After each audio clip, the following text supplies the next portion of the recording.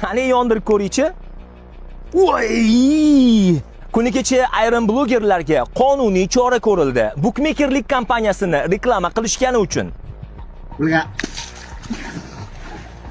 Qimor o'yinlarini targ'ib qiluvchi ayrim kompaniyalar obunachisi ko'p, xalq ichida obro'li, ta'sir doirasi keng, bloger, sportchi va jamoatchilik vakillariga o'zlarini reklama qilish bo'yicha taklif bilan chiqishyapti. Yaqinda taniqli bloger Abdurahmon Fozilov, mashhur sportchi Shahram G'iyosov va boshqalar o'zlariga katta miqdordagi summalar taklif qilishganini, lekin ular bunga rozi bo'lmaganliklarini aytib berishgandi. $1 million ozgina kamroq summa taklif qilishdi menga. Reklama qilish shu bookmaker kompaniyalarini. 100 million bersang ham dedim, reklama qilmayman.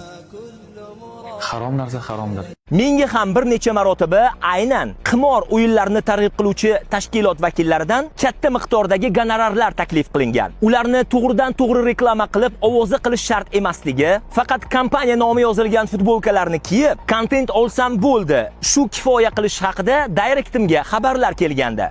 Birgina chiqishim uchun bir nechta reklamamning pulini to'lab berishlari aytilgandi. Lekin men ularning taklifiga rozi bo'lmadim va buni yosh, tajribasini endigina oshirib borayotgan blogerlarga ham tavsiya qilmayman. Pul topish ilinjida bunday nopok ishlarga aslo qo'l urmang. Qimor yomon, uning lahja cho'g'i ham xonimoningizni kuydirib yuboradi.